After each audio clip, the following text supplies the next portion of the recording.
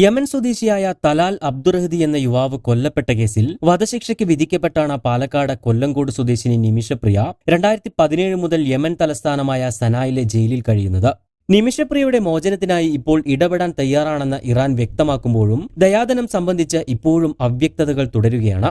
34 ലക്ഷം രൂപയാണ് ചർച്ചകൾക്ക് മുൻപായി യമനിലെ ഗോത്ര നേതാക്കൾക്ക് നൽകണമെന്ന് ആവശ്യപ്പെട്ടിരുന്നതെന്ന് നിമിഷയുടെ അഭിഭാഷകനായ സുഭാഷ് ചന്ദ്രൻ പറയുന്നു. ആദ്യഗഡുവായ 17 ലക്ഷം രൂപ ഇതിനോടകം തന്നെ നൽകുകയും ചെയ്തിട്ടുണ്ട്. എന്നാൽ അവരുടെ ഭാഗത്തുനിന്നും അനുകൂലമായ ഒരു പ്രതികരണം ഉണ്ടാകാത്തതിനെ തുടർന്നാണ് രണ്ടാമത്തെ ഗഡു കൊടുക്കുന്നതിൽ വൈകിയത്. തുടർന്ന് ഡിസംബർ അവസാന വാരമാണ് രണ്ടാം ഗഡുവായ 17 ലക്ഷം രൂപ കൂടി മധ്യസ്ഥ ചർച്ചകൾ നടത്തിയവർക്ക് സൗദി ആസ്ഥാനമായ ഇന്ത്യൻ നയതന്ത്ര മിഷൻ വഴി നൽകിയത്.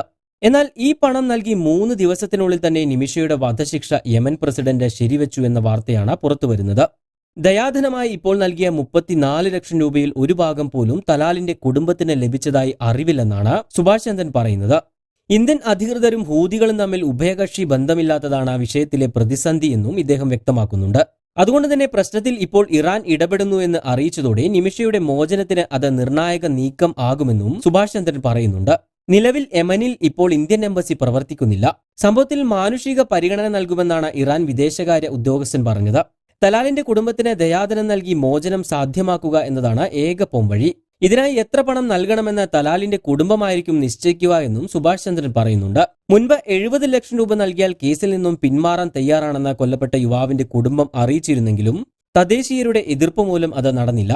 എന്നാൽ നിമിഷയുടെ മോചന വഴികൾ തേടി മാസങ്ങളായി യമനിൽ കഴിയുന്ന അമ്മ പ്രേമകുമാരി എന്തു ചെയ്യണമെന്നറിയാതെ കണ്ണീരോടെ കാത്തിരിക്കുകയാണ്. കഴിഞ്ഞ ഏപ്രിൽ 20-നാണ് നിമിഷപ്രിയയുടെ മോചന ശ്രമങ്ങളുടെ ഭാഗമായി അമ്മ യമനിലേക്ക് പോകുന്നത്. ഇതിനിടെ 2 തവണ പ്രേമകുമാരിക്ക് മകളെ ജയിലിൽ ചെന്ന് കാണാൻ സാധിക്കുകയും ചെയ്തിരുന്നു. 2011-ൽ നേഴ്സായി യമനിലെത്തിയ നിമിഷപ്രിയ 2015-ലാണ് തലാലിന്റെ സ്പോൺസർഷിപ്പിൽ ക്ലിനിക് ആരംഭിക്കുന്നത്. സാമ്പത്തിക പ്രതിസന്ധികൾ മൂലം നിമിഷയുടെ ഭർത്താവും കുഞ്ഞും 2014-ൽ തന്നെ നാട്ടിലേക്ക് മടങ്ങിയിരുന്നു.